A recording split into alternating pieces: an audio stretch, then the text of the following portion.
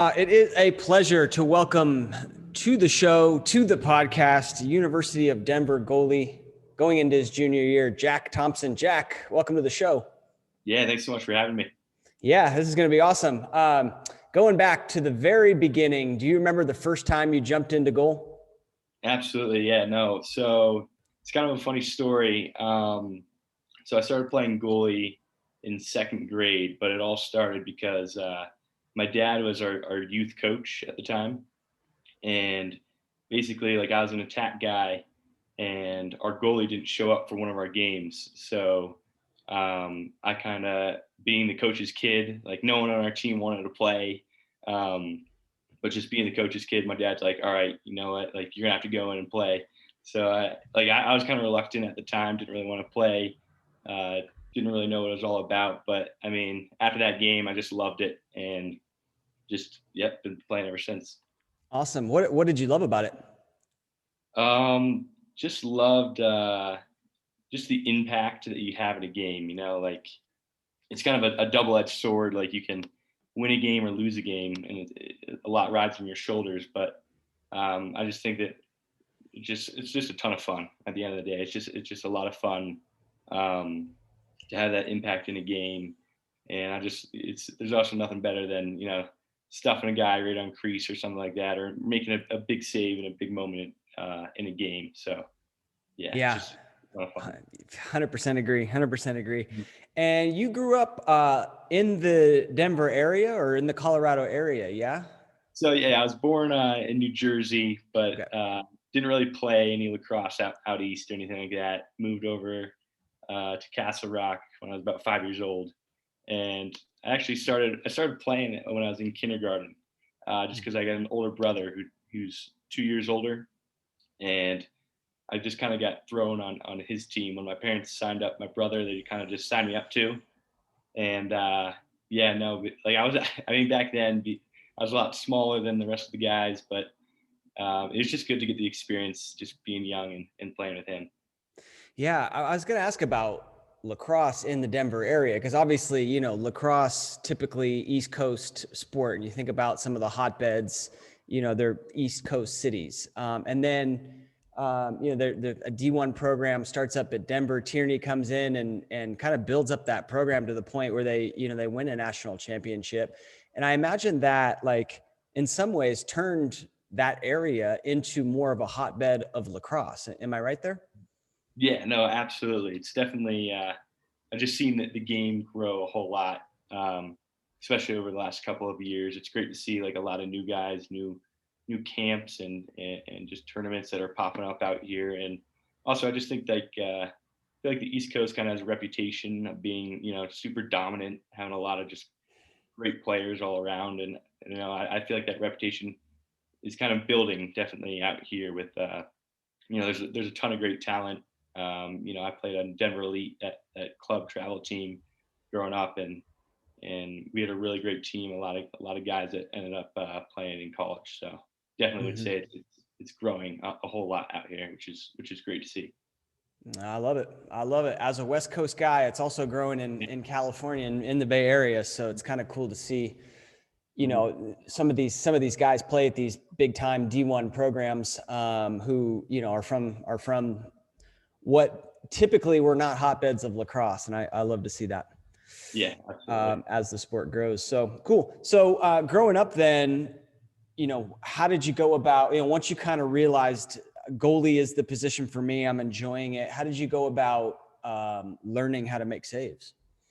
Yeah, I mean, being young, I didn't necessarily have like a set goalie coach or anything like that. So a lot of it was just on my own, like maybe watching a couple of YouTube videos here and there. My dad would try to tell me some stuff that he thought I should work on, but nothing, nothing too serious or like great training when I was younger. But about eighth grade is when I first got some training from Trevor Tierney and Ryan LaPlante over at the Goalie Evolution Academy. Um, and that's kind of where I learned kind of like my technique and just the way that I play and how I step to the ball and all that. So Yeah, a lot of it early on was kind of just me, whatever felt good, seemed good, watching other goalies too. And then eventually, yeah, just coming in contact with Trevor and Ryan, and they kind of just helped me figure out, a good technique and basis for which I play. Yeah. Those are great guys. Mhm. Ryan was the very first podcast I ever did, Ryan LaPlante. Oh, yeah. And I emailed him after watching a picture of you, and I'm like, Ryan, I know you coached this guy Mhm. because I mean this in the most complimentary way possible. Like you guys look identical, like in terms of your stance and your setup. And I mean, he's an amazing. Both those guys are amazing goalies. Mhm. So I mean that in the most complimentary way. But you guys look very similar. Yeah, no, it's funny when I was first getting recruited at Coach T, he made that comparison between me and Ryan too. And I actually just found out recently that even though we're both lefties, we both are right-handed dominant, which is kind of like a weird quirk, I guess. Um, and I don't know. I guess that could be something that makes us maybe look a little bit more similar than other goalies per se. Interesting. Uh, What does that mean? Does that mean you yeah, right-handed? exactly. I do everything righty. The only things I do lefty are lacrosse, obviously. I shoot a basketball lefty and play hockey lefty. And those are the only. I don't know why. I couldn't tell you why or anything like that. But those are the only things I do lefty. Huh. I'm Because sure. it feels more natural. It feels more Oh comfortable that yeah, way. Yeah. absolutely. Yeah, exactly. I'm sure if you asked Ryan, I'm sure he'd have a couple of those similarities too. Yeah, that's just interesting. Uh-huh. Well, when we think about like making a save, like, your Mhm. top hand, very, very important. But the Mhm. more that like I study this position, the more I realize like the bottom hand equally as important. Like if you're going for a top hand save, like this is the power that gets you there. Mhm. And so I wonder if there's anything to that about how you having like, an equally strong bottom hand. Whereas like me, like I'm totally righty and like, Okay, yeah. yeah, I do everything righty and it's just super, super dominant with my right hand. Yeah, one thing I've noticed, like coaching goalies too, is sometimes that off hip save. Like I've been taught just that it's a lot with the bottom hand kind of pulling and punching across. So Mhm. like a lot of times when I'm coaching goalies, most goalies I feel are have that dominant hand up top, um, and I feel like kind of teaching that punch across is a little weird for like a lot of goalies that are like that because it's kind of you're doing that motion with your offhand. But I like for me, it just came a little bit more natural just because I was like, oh, like my right hand is what does most of the movement. So Mhm. getting to that spot was a little bit easier, and it was just something I noticed as coaching goalies. Yeah, I watched Trevor Tierney's I forget what this it's like an evolution of goaltending. I think that's the series. You know what I'm talking about? It's out there on YouTube and I'll link up to it. And it's amazing. I watched that thing so many times, long time ago, because it was one of like the only, like instructional video series out there on YouTube. And he talks about that, about chopping wood on Mhm, your off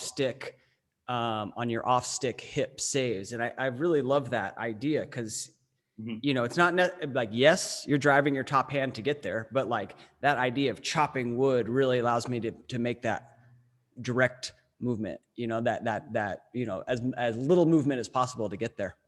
Yeah, I'd say it also just helps keep your body square to the ball versus kind of turning and stuff like that. So Hmm. I think that's another big part of it is just kind of being able to get to that ball with your stick, but also staying completely square to that ball. Yeah. And one of the other things that's very Trevor Tierney, very Ryan LaPlante, very Jack Thompson now is the shallow arc, right? The flat arc, playing deep in the goal, playing with a little bit of a wider stance. Can you talk a little bit about kind of your style of play? Yeah, definitely. So um, yeah, no, I play a very low arc, and the biggest reason for that is just the time that your eye tracks a ball. Playing a low arc will just allow you just maybe half a second, middle second even, just to be able to see that ball a half second more can be the difference between saving the ball and having that ball go in. So that's just what I've been taught is playing that low arc just allows you to get that little extra time to be able to save that ball. Um, and then footwork wise and movement wise, I do like a very lateral kind of movement there, and that's just I felt like it's allowed me to be able to get my whole body behind that ball versus that 45-degree step and stuff like that. Um, and also just I've also just been taught to kind of be a reactive player. I know like baiting's like kind of like a technique and stuff like that, and I mean I definitely uh, do that sometimes, especially when shooters are in tight and stuff like that. But overall, on most shots, I try to wait till I see that ball, and then once I see that ball and track it, then I try to just be as explosive as possible to get my stick and body behind that ball. Yeah, love it. Mhm. Love it. Besides Tierney and LaPlante, when you were growing up, or even now for that matter, who are some of the guys that you looked up to and learned from goalie wise? Um, Definitely Ryan. I mean, when I was young, I'd watch the DU games, and Ryan was always in there, and someone I looked up to.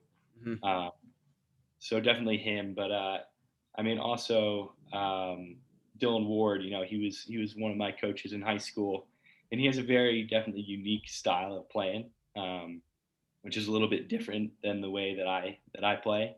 Um, and it was kind of nice. I mean, when in high school, he didn't really try to change the way that I played because I feel like every goalie out there is a little bit unique in their own way. Um, and Dylan Ward, he always uh, just kind of let me play the style that I play. But one thing that he did help me kind of change was kind of dropping to the ball. I think sometimes us goalies can get in the habit of dropping on a shot even when it's maybe not the best time, like a bounce shot or something that bounces high and a goalie just completely drops to the knees or something. Um, and that's kind of something I guess I struggled a little bit, especially in high school, and that that Dylan definitely helped me kind of work on. But whenever he's playing with the Mammoth or in the PLL, I'm definitely always rooting for him and cheering him on. Yeah, Dylan's awesome. Dylan's Yeah. awesome. Um, so like I told you at the beginning, Ryan LaPlante was the very first podcast that I did. And then Mhm. he introduced me to Dylan Ward. So like here I am interviewing, I don't know, best goalie in the world. Yeah. With my third podcast, I'm like, I was not ready for that, but he was great. He was great. Mhm. Yeah, and it's awesome to watch him play at the highest level. That debate of do you drop to your knees on low shots or not it's pretty big in the goalie world. I am, for the reasons you mentioned, I'm a fan of staying on your feet because I kind of find that sometimes goalies, especially when they're not really seeing the ball that well, like they just have an instinct to drop to their knees on low shots. And I know a lot of goalies that have great success with that technique. And if that's you, great, keep doing it. But I don't know. For me, staying on the feet's a better way to go about it. Yeah. No, personally, I'm a little bit of both. I'd say. I mean, there's definitely times when I have like I think made a couple saves where I maybe didn't get my stick there, but got my body down low. Um, but one thing I've been working on too is on those low shots whenever I've been falling, kind of having that lean forward. Like I think some goalies tend to when they drop, kind of just fall back on their heels and kind of just drop and sit down almost in a way. Mm-hmm. Um, and it kind of like I don't know, just I found that when you do that, and it's something that Coach Eric Adamson and I have been talking about, especially over the last season, was that like times when I was doing that, like I wasn't really saving the ball, versus times when I had like a little bit more of a lean forward and was getting my stick and body down right on the ball and tracking it, leaning a little bit more forward than on the heels. I was making a lot more saves that way. But I mean, overall, I definitely do a little bit of both, where Mm-hmm. sometimes I'll drop down and sometimes I'll stay up. So it's kind of just however I react at that time. Yeah. Yeah, and then at the end of the day, it's about making the saves, and you're always going to have like situations in the game where you're just doing anything you can to make a save. More power to you. You got to do that. And so you'll find that even goalies who preach stay on your feet for low saves end up on their butt sometimes because you fake high, and the only thing you can do to get low is just throw that leg out there or throw that knee down there. So it's interesting. Well, cool. And then, so in high school, did you start to see some success, or when did you start to realize like, hey, I'm pretty good at making saves? I mean, I think definitely the Goalie Evolution Academy with Ryan and Trevor was kind of where I kind of just learned to like play the position, a certain technique and style. And I think after that, I was kind of having a lot more success overall. And then from then on, like just playing Denver Elite and playing some of the top, club teams over the summer and fall was kind of where I started to be like, okay, like I'm kind of getting the hang of this type thing. Um, and yeah, then sophomore year, I remember we had meetings for Denver Elite that you talked to Coach T and some of the assistant coaches about, you know, where do you want to play in college? How can we help you with that process and all that? And I remember I brought up that I was interested in DU, and then from that point they were like, yeah, we're definitely intrigued and stuff like that. And then a couple months later, I got Coach T sat me down in the office, offered me, and I just couldn't be happier to be where I am right now. That's awesome. Congratulations. Yeah, Congratulations on that. And so was it pretty much DU or bust for you, or did you have some other schools that you were looking at? it's funny. I actually, when I was first looking for at schools, DU really wasn't on my radar, even though I live like 20 minutes away. Um, I was pretty. I really thought that I wanted to go to like an Ivy League school, a really good academic school.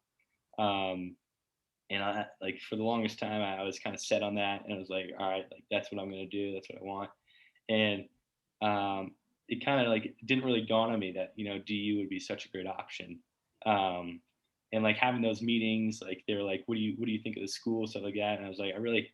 I mean, I practiced every day on Peter Barton Stadium with Denver Elite, but never really got a chance to take a look at the campus or didn't really know anything about the school.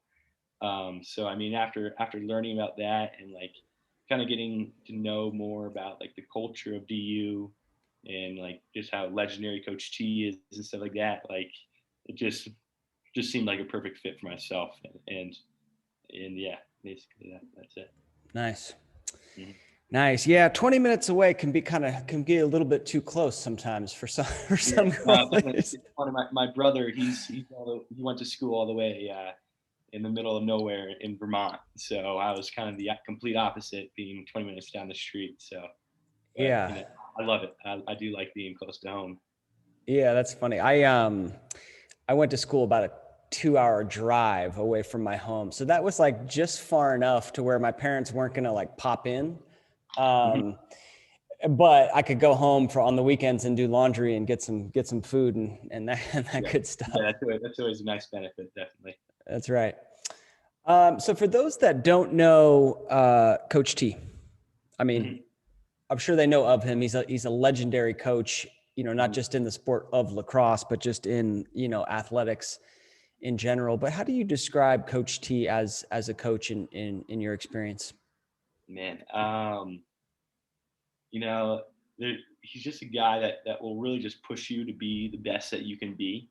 Um, and he's just one of those guys, that has just a way to really just motivate you to not only just be a good lacrosse player, but to be a good person as well. And I think it's just also kind of the culture that he brings to teams, like especially at DU. I mean, he's created such a great culture that a lot of our upperclassmen and captains kind of carry on and have learned from him and stuff like that, and carry on to all the younger guys. So I feel like it's just the way that he's able to create such a great culture at the schools that he's at that makes him such a great coach and person overall.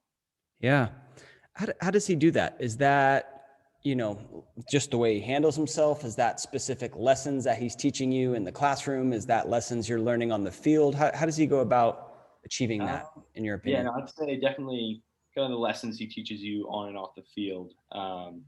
He just has a great way of communicating kind of like the right messages to us, and kind of teaching us the right way to do and handle different things in games and in life. So I mean, I think it's just the way that he's able to kind of communicate that message that really just kind of hits home with all the guys on the team. Yeah, love it. I mean, I haven't had the opportunity to speak with him yet. I'm hoping to get him on this podcast actually. But that's one of the things just in talking with people who know him and have been close to him that I've picked up is he knows the right message to say. I was interviewing Scott Bacigalupo, right? When Coach T was coaching at Princeton, and Bacigalupo in the national championship, does this Bill Buckner of lacrosse plays, just enormous error. And Coach T, looks everyone in the eye in the huddle as they're going into sudden death overtime in a national championship and says, "Hey guys, like we would not be here if it wasn't for Batch. Let's move on." Right. So it's just that ability to deliver the right message is kind of one of the things I picked up on. And it sounds like you're saying spot on. Yeah, absolutely. Yeah. Awesome. Any like particular stories come to mind for, things that you've learned specifically? I mean, I would say, yeah, I guess in high school, I my first 2 years I never started. We had a guy named Eric Peters who's played at Princeton, um, and then my junior year I was pretty much the starter, and then my senior year we had a guy named Isaac Abramovitz who's a goalie at Air Force, and he's a great guy, great goalie. Um, but like I feel like to all the goalies out there that are fighting for spots and stuff like that, like I kind of viewed it as like a great, like a really just good thing to have those guys there, because they push you to make you better. And there's so much you can learn from watching like other good goalies play.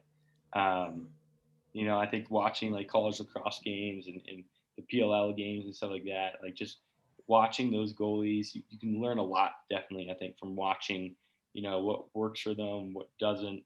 So, I mean, just in high school and stuff like that, like I always had guys I was, competing against and fighting for that spot for. But at the end of the day, they were just making me just a better player overall. So, yeah, it's a great thing. Yeah, love it. Love it. So then you get to Denver. I always am so curious, like goalies definitely need to be leaders of the defense, if not the team. Like the best teams have goalies who are leaders. That's kind of another way to say it. But you come in, you're a freshman, and it's hard to lead a group of men when you haven't been through, you don't have that experience. So how did you go about, becoming a leader of the team, if you consider yourself one?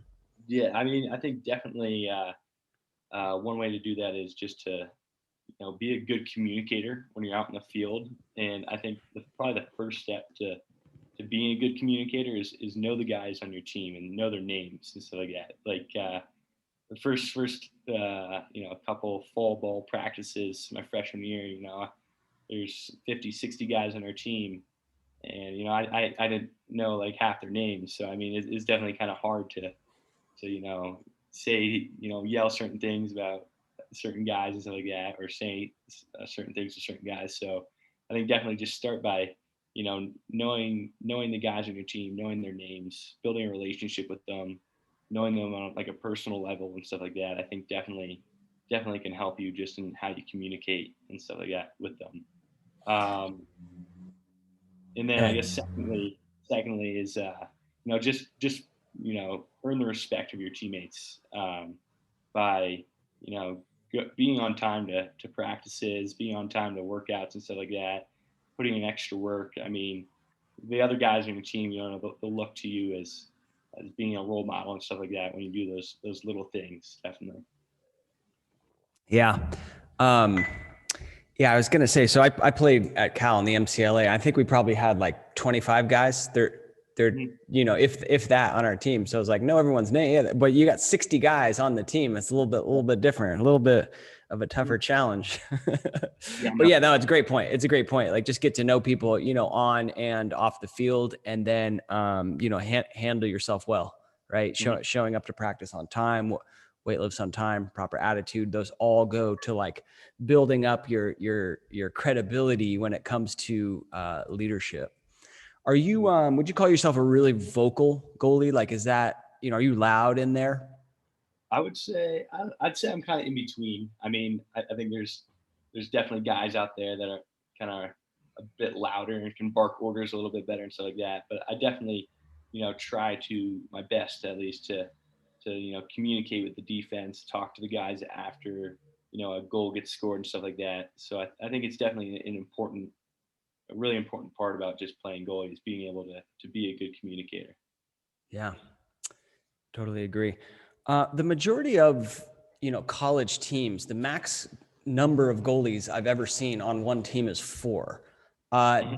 Denver had six goalies this year.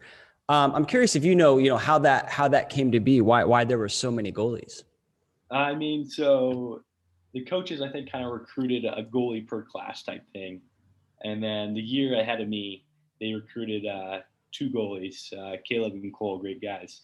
But we got a couple kind of transfer. We got one transfer from Rutgers, Zach Groff, who it's funny. I actually played on the same Denver Elite team as him, and he just happened to go to Rutgers and then eventually transferred back here. So it's kind of funny turn of events there. But yeah, no, just some transfers and just the fact that we recruited two guys per class. So I think actually last year we had seven, I think.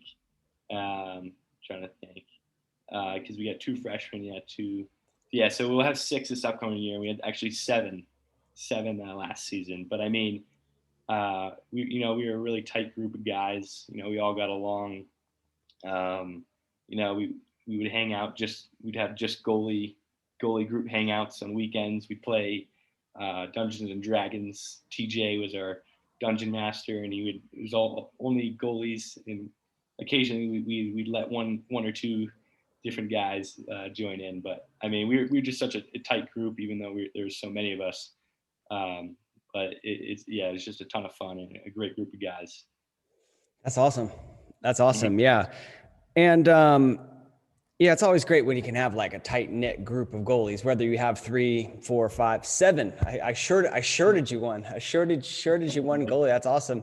Yeah. And you push each other, but like, it's friendly, but it's competition, right? Like I'm sure you guys are all fighting for those starting roles, but at the same time, like respect the hell out of each other.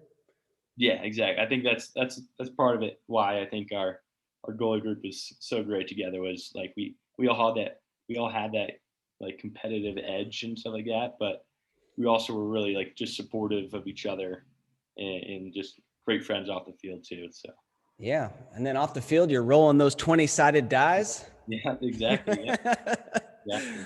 I love it.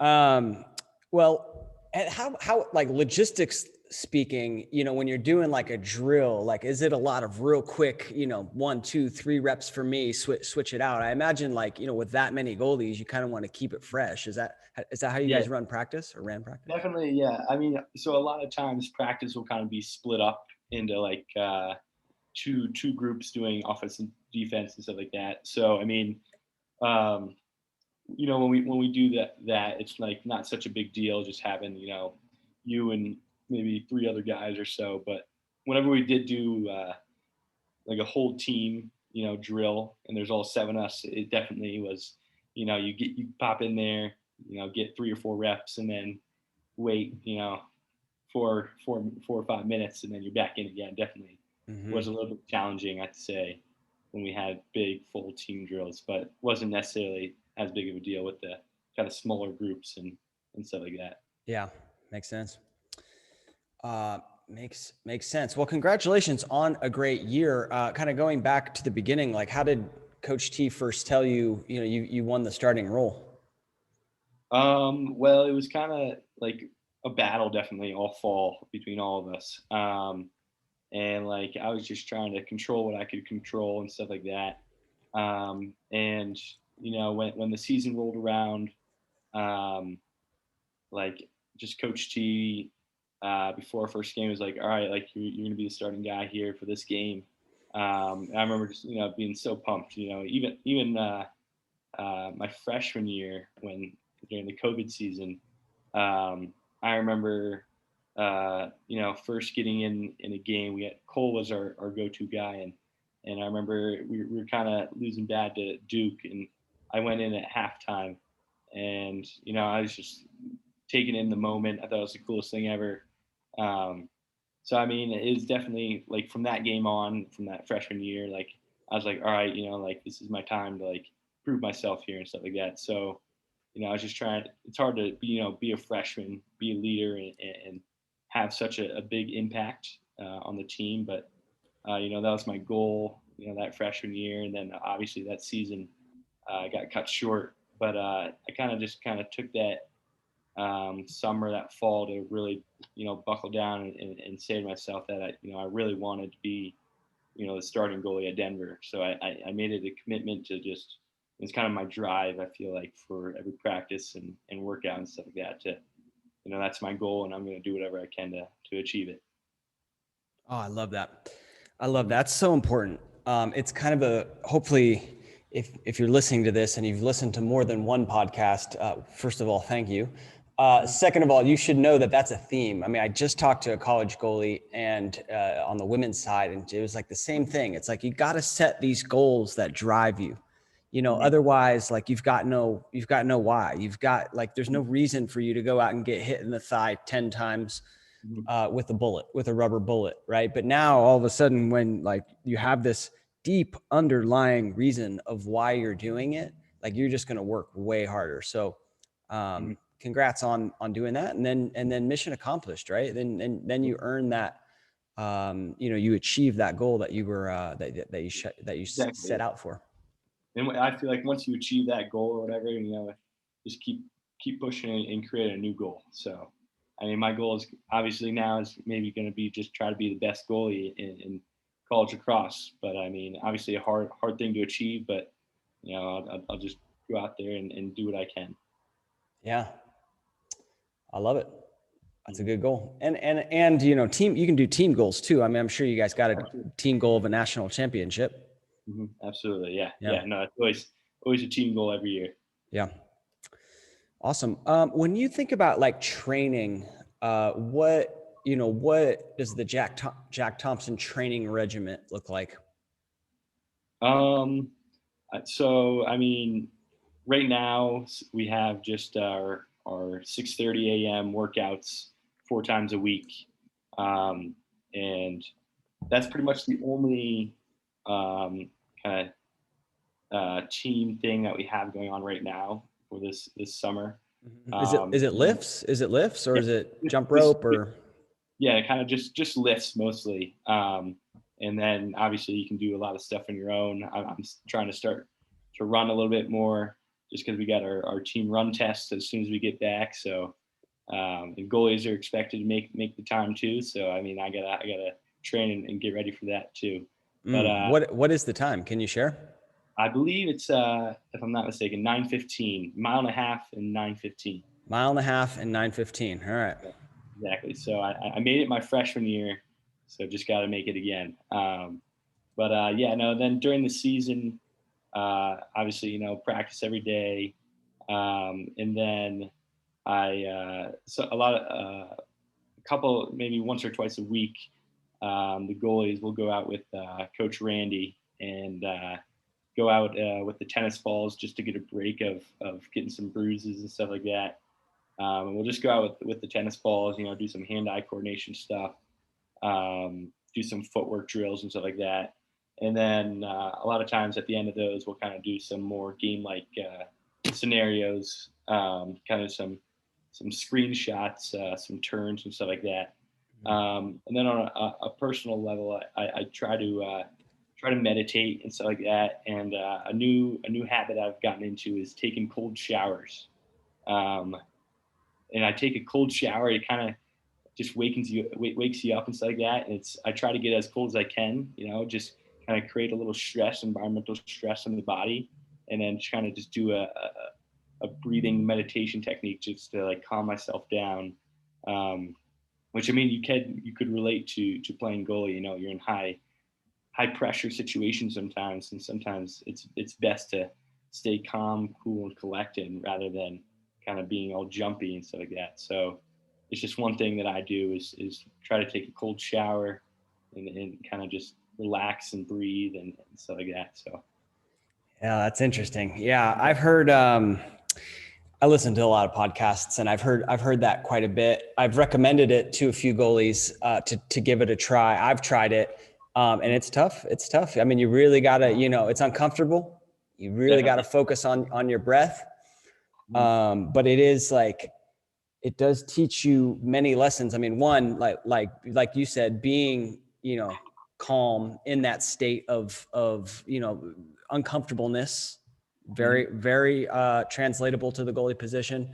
And yeah, just working with that breath, and then overcoming challenges, right? I mean, that's a huge part of the mental game, is like not being comfortable, is pushing yourself beyond that comfort limit, because that's where we get the growth. Yeah, absolutely. Absolutely. What do you do for meditation? Like, if there's a young goalie out there, junior high goalie, and they hear like, oh, meditation, like why should I do that? How should I do that? I mean, there's sometimes just you can look up on YouTube like meditation and stuff like that, and I'm sure thousands of videos will pop up for you. Sometimes I'll click on those. I know there's some apps on the App Store. I personally just kind of meditate in silence, and just kind of work on your breath and staying calm and I just feel like that helps you in games just by because a lot of times like being the goalie you have such a big role and such a big impact in the game, and sometimes that will drive up the nerves, drive up the adrenaline and stuff like that, and if you can go back to that kind of deep breath and that little calm place that you have in your brain, that will just like allow you to stay calm and collected, and will just help you to have a better chance at saving the ball when that shot comes. Yeah, I love that. Yeah, I meditate quite a bit in the mornings, and I find that like the best thing that you can do when we talk about the mental game, right? The best thing that you can do is put yourself into this great mental state, this real positive state. And Mm-hmm. so, it's not about what happens to you, it's about how you react to it, right? I mean, we've heard that quite a bit. Mm-hmm. Crap's going to happen to you. It's about how you react to it. And so if you're in this positive state, like that impacts how you're going to react to it. And so that's why I love about it so Mm-hmm. much. It's like I'm prepping myself for that day. I'm putting myself in a great mental state so that, eventually when something bad happens, like, I'm in a great mental state to be able to welcome that challenge and then, overcome it, as opposed to like shutting down, which is what a lot of young athletes do. Yeah, I think too with that. I mean, I think a lot of times we don't think we have control or power over our mental game or how we think and stuff like that. We all think it's kind of reactionary. Like, oh, I got scored on 4 times in a row and haven't got a save yet in the game. Like everything's just going terribly, all that stuff, and like, oh, like it just maybe can cause you to think negatively. But I mean, just I think recognizing that you have control, over your that mental game, that mental side that you have is really vital to just being, mentally tough, mentally strong, and which will, you know, pay dividends in saves in the game and stuff. Yeah.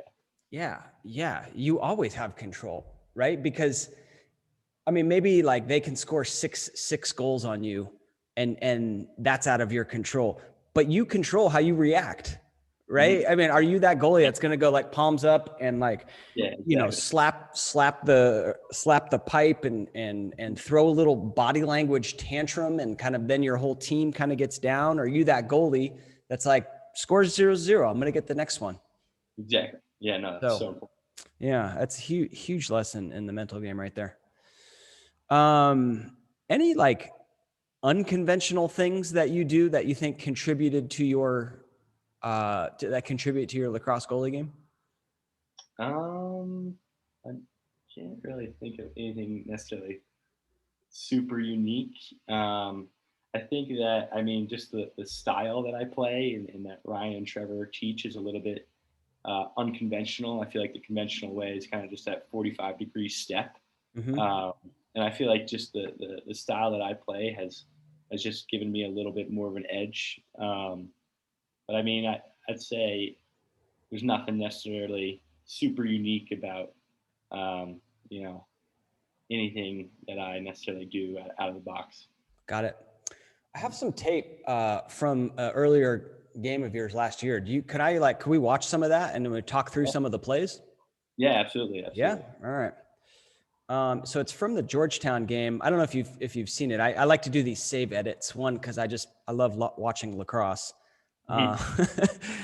and then two, I think they're good learning tools for Yeah, the kids out there. So definitely watch these videos whenever you post them. I always like. good, good. You're a fan. Yes, definitely, All right, definitely. all right. Hang on. Let me make our heads a little bit bigger here. How do I do this? Yeah, there we go. Okay. 41 seconds. So this is if you're just listening to the audio on the podcast, it's Denver, Georgetown, earlier game in the 2021 season. There we go. Let's watch this play. Here's Bundy. The Hoyas start to attack the short sticks. Nice look. Inside, a shot turned away. Thompson gets. Nice save. Are you guys playing man here? Yes. Yes, I believe we are. Yeah. Yeah, it's kind of weird because I don't know, maybe like a defensive breakdown because this guy slides kind of adjacent. Is that Yeah. part of the package?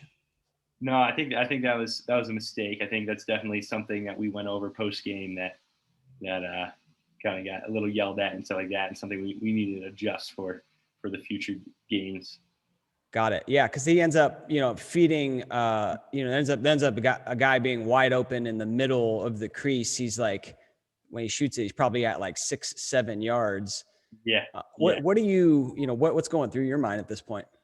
I mean, definitely was just kind of like it's like an enclosed shot there. I mean, I think he in this shot he kind of just brought his hands a little down, lowered his shoulders there, and I think I kind of just read that and just brought my stick down. And I think in this I actually kind of dropped down to my knees a little bit here. But yeah, no, just got to try to get a nice push off my back leg there, and then try to just get my stick there and my body behind it too. Yeah. I mean, we talk about, the goalie Smith guys like got the read 'em and beat 'em technique on the inside shot. And it really like at this point, I mean, that's kind of what you have to do because you're right. He drops his shoulders, he drops his hands. And if he's going to sting a corner low to high right there, like tip of the hat to you, hat, like we'll give that one up, but we have to anticipate low. And he does end up shooting it low. And I wished I had like high def video, the video quality I have it. I think I might have stole this from YouTube. Don't tell anybody, but just real nice athletic, you can see that drive off. So that's a real nice save there. And this is a save as a goalie, like, hey, I stole one. Right. Yeah, no, definitely. Yeah, definitely got to look at it that way. And can definitely, when you make those saves like that, it can definitely be something that gives you a little bit more confidence, I think, going into the rest of the game there. So definitely. Yeah, love it. All right, 116. Let's check out this play. Caraway trying to get inside position. He blows a tire, still on his feet. Up front to Haley. His shot knocked away by Thompson. One of the things people ask me, like, well, when I watch tape, like, what exactly am I looking for? And I mean, there's a lot of things you can look for, or you can just watch it to have fun. But one of the things that I like, I mean, I'm always watching the goalie, right? And so one of the things you do really well is just moving on the arc, right? Right here, you're on the pipe to defend, this guy that's at GLE, and then he swings it all the way to like your top right 45, and just watch that, drop step. And then kind of a hop, and you land in a nice athletic stance like ready to make a save because the shot's coming in, right? And that's, I think, something you specifically work on. Yeah, definitely. I think being able to move around in your arc, and especially to do it in a quick way is really important. Especially, I think the further you get on in your career of lacrosse, like the teams that you play and the guys that you play, they'll be able to just move the ball so much quicker, and being able to move in your arc quicker will just allow you to be able to be a little bit more set and ready for a shot, which will just make it a little bit easier to make that save. Yeah. This is a good shot of your stance right here in that sort of wide base. Did you always play with that wide base, or is that something that like Tierney and LaPlante taught you? Is something I think that came. I think when I was younger, I don't know, was a little bit tighter, a little bit closer. And what Ryan and Trevor have just taught me is just a little bit beyond shoulder width apart. Mhm. And I mean, every goalie's a little bit different. They'll might be a little bit closer together, and maybe a little bit further apart. But that's just kind of what felt natural to me. What felt natural to me. So yeah. Yeah. Yeah. I mean, you hear shoulder width, and I think shoulder width is too close. I think that you look at any like shortstop, any NFL linebacker, any of those positions where they get in that ready stance, and it's always a little bit wider than shoulder width because I think you get more explosion that way. Yeah. Do you remember this save? I do. Yeah, definitely. Yeah. I mean, I think, tried there. I could have brought my hands out a little bit more. Maybe just could have helped me uh, control that rebound a little bit. But I do remember, yeah, just trying to get that stick down, um, trying to get that body behind it too. And then once that rebound comes, getting right up again and being ready for possibly another shot. Mm-hmm. Yeah. Yeah. Those bounce shots are tough. I mean, for many goalies, um, the hardest shot for them to save. And this guy does this is like probably he's at the 11-yard, probably about 11-yard shot. And he bounces it like right before the crease. So right outside the crease. So that's tough because on grass, they can kick up. Like, it's not like you can come out and attack it at that point, right? Like, Yeah, exactly. Yeah, it's one thing if it's a little bit closer to feet, but when it's a little bit further out, a little bit harder to read it and determine how to play it. yep. Anyway, great save there. 204.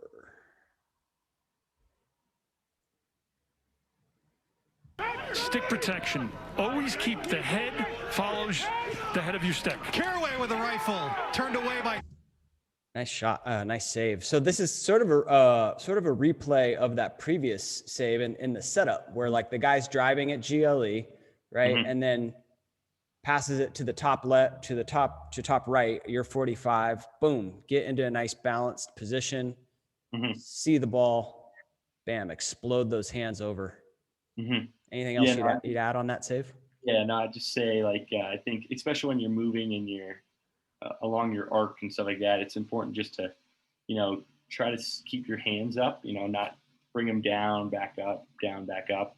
Try to just stay in that athletic stance and positioning when that ball is moving across. I think just being in good position will just make making the save a lot easier. Mm-hmm. In this save right here, like, is it purely read and react, or are you sort of reading the situation in that like he's shooting? I've got two guys sprinting at him, like from that overhand shot. I guess he could still shoot low, but I don't know. What are you? Is it a pure read and react? Yeah, I would say yeah. I mean, definitely when they're beyond 10, I'd say it's mostly just a read react versus just trying to, I personally think like when you try to, think too much about where they might be placing it and stuff like that, sometimes you're gonna be right and get that save, but other times you might be wrong, and those times that you're wrong, you could be just putting yourself at a disadvantage there. So I try to play most of those shots that are beyond 10 just straight up and just trying to get to those balls just with reaction. Awesome. Awesome. The other thing you kind of do right here, and I've seen a lot of goalies do this, and John Galloway calls it the hop. And it's like when you're getting in your stance, it's like a little hop that kind of like resets your weight. Is that something you're doing? I mean, do you know that you're doing that? Is that something a technique you do specifically? No, I'd say that's definitely just a habit, I'd say. But I can definitely see, how that can be a factor, especially. I just think that could also just be something that kind of just sets you and preps your body and mind just to be ready for that shot. Yeah. Well, you called it a habit. I mean, it's a good habit. Like, I think when we talk about habits, most of the time it has a negative connotation. But yeah, I think it's just something like you said, like, you're especially when you're moving on the arc, or like when the guy's driving down the wing, or like driving from where he's at right now, top right, to the center, where you have to like move on the arc, but then here comes the shot, and I can just do it's not a big one, right? We're not like jumping up and down, but it's just a little reset of the weight. Yeah, no, I definitely think that could definitely be useful. As long as you're just doing it before that shot comes, it would maybe be the best thing if you're doing that right as the shot's coming. But could definitely, I could see it being that. No. This is definitely before the ball leaves the stick. That's for sure. Bam. All right. Oh, the other thing I was going to mention here, this is kind of a cool learning point, is like whenever you're outletting the pass, you always want to miss long, right? Like you miss long right here, and guess what? Like he can just run right under it. Whereas if you would have shorted him, then like that ruins the whole fast break. Yeah, no, it's something I've been talking to the coaches with about a whole lot this past season. To just even we were talking to D guys, and they almost thought it was easier to get the ball off that one hop, that bounce in front of them, than for them kind of just to turn like that and catch it over the shoulder. So, that was something we were working on a lot, especially later in the season. Awesome. Let's watch this play. It's amazing. Thompson, Malik Sparrow, big time ground ball. Here's Sparrow. Excuse me. Getting inside. Boom. Go. I love that play. That was awesome. Yeah, Malik's a great guy. Great display of athleticism. Definitely, yeah. Is that guy coming back, or did he graduate? Yeah, no, he's. I'm living with him at DU, and he'll be back. He's probably the best athlete we got. Awesome. 4:04 is the next one. Still 18 on the shot clock. Here's Haley. Very patient by the Hoyas. Thompson is focused in. Here's a shot up top by McDermott. Couple questions. Who is yelling there? I think that's Coach Gallant. Coach Gallant there. He's definitely loud. But yeah, no, I've been with him in high school. He was my head coach actually. So he was my head coach, sophomore, junior, senior year, and then the year I was going in to be a freshman at DU is the same year that he took over as the defensive coordinator. But yeah, no, he's definitely loud in our games, and it helps us out a lot. Yeah, well, one of the things I love about not having fans there, and this is a April game, so there's no fans, is there's no noise. Like you can hear all of the communication on the players, and that's just awesome. I mean, he's just at the top of his lungs yelling lefty, lefty, and kind of communicating that way. And then this save ends up being a pretty nice one. I mean, these, if we're being honest, like these are the saves we want to make. Yeah, definitely. I mean, I think what was good about this actually is I think Malik was like about to like be a screen guy, but right as this guy's about to release it, Malik kind of just turned away, and it just kind of, as a goalie, being able to see that ball from the shooter all the way to your stick, it makes saves a lot easier versus when you got a D guy or an attack guy running through meanwhile, or kind of getting in the way of your view. So I think this shot, I recall just having just a good view of it and being able to just track it into my stick. Yeah, that's interesting. So they're looking at this guy in the middle here. I always said, like, I don't want a defender to do like a real last minute, like drastic change of movement, because like if he's standing right here and sort of taking that shooting lane, like I know if the guy's not going to shoot there. Whereas then if he jumps out of the way, like or let me put it this way. If the shot is in that shooting lane, he's going to absorb it. Right. And if he jumps out of the way, but you're saying, so you saw this one all the way. Yeah. I think he was kind of about to be in like that shooting lane there. Like he wasn't quite there but kind of just turned away, which kind of just allowed me to be able to see that ball a little bit better. Yeah. I can't tell from the video. The video is pretty poor quality. Did this bounce? No, I think that was just a stick side high. Yeah. Yeah. I mean, like I said, if we're being honest, 14, maybe 15 yarder with, someone right there. I mean, they might even have made contact with the shooter when he gets shot, stick side high, like, cool. We'll make those saves. Exactly. Yeah. All right. 447. Last one on the man up right before the break. Here's Haley. Haley gets in front. Stick save by Thompson.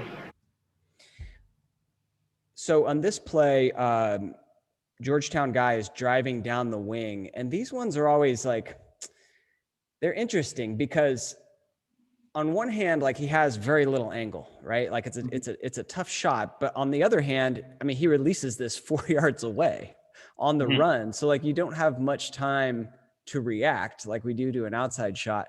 What is your, when you face these alley dodges, low angle shots, what's your thoughts? What's going on in your head? I mean, so yeah, one thing me and Coach Randy have talked about has just been like how to play these low angles. And sometimes how I'll play them is I'll really kind of get against the pipe.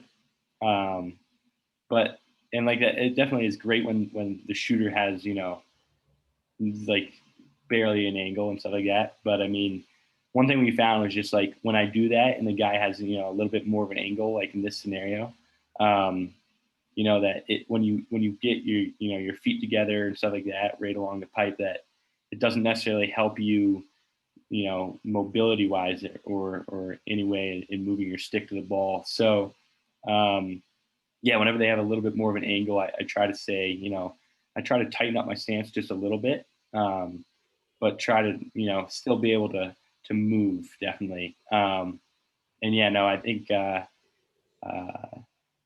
shot comes off stick side, and I was just able to get that push off that leg and get my body behind it. Mm-hmm. Yeah. I mean, that's sort of exactly what happens here. He shoots it. And at that point, like, are you reading the body language, or did you see the shot and then kind of explode to that? Definitely in close, I read, their body language a bit more. And I'd say it's a little bit of a combination there, reading the fact that, he's not going to pull that one low. And then at the same time, just trying to find that ball out of the air. And if you can't get there with your stick, just try to get your body behind that any way you can. Yeah. I think the announcer said you made it with your stick. It does kind of look like it hits your body, huh? Yeah, no, I think that was just off the chest there. Off the chest. All right. Do you have a least favorite spot to get hit? Least favorite spot? Yeah, I would say, I think I used to thought it was thigh, but I think if you get a really solid calf shot, I mean, your calf will really tighten up and sometimes can't even walk. So I think I'd say the calf is my least favorite. Calves are brutal. Yeah. Calves are brutal. That was 447. So let's go 6 minutes.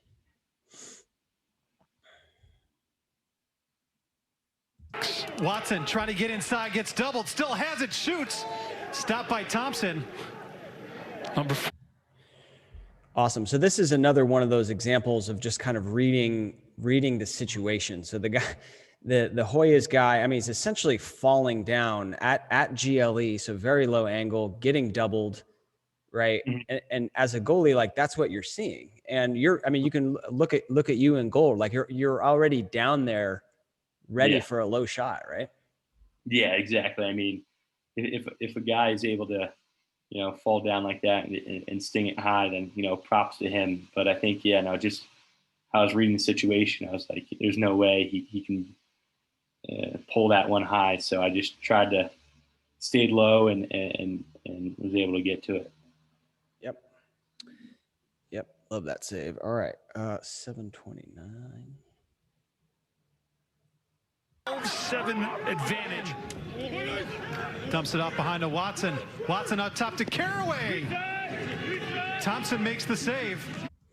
Yeah, I mean, this is another example of those saves that, like, hey, this is one we want to have. It's I mean, this is way out there, 16 yards. I think you're telling your D guys, I will take that shot every single time, right? Yeah, no, definitely. I think Caraway did a good job though here, shooting around the guy, around Squires there, which definitely, when shooters are able to do that, definitely makes it a little bit harder for us goalies to be able to see that ball and save it. But I think just the fact that, it's 16 yards out, I had, enough time still to be able to track it there. Yeah, that's a good point. Those are tough shots. Like when an attackman shoots like right off the hip or like right off the calf, right off the leg of your defender, because you don't pick up that release point necessarily right away. So yeah, actually that is a good point. So maybe it's a little more difficult, but like you said, 16 yards, I'll make that save. And then here's kind of a cool learning point for defenders, because sometimes defenders will get so excited and they'll actually throw the ball back to the goalie, essentially shooting on the goalie. And I've seen a lot of own goals that way. So yeah, he just dumps it, places it into the crease, allow you to scoop it up. And I guess that's something you guys have done and practiced and trained. Exactly. Yeah. Awesome. Last one is at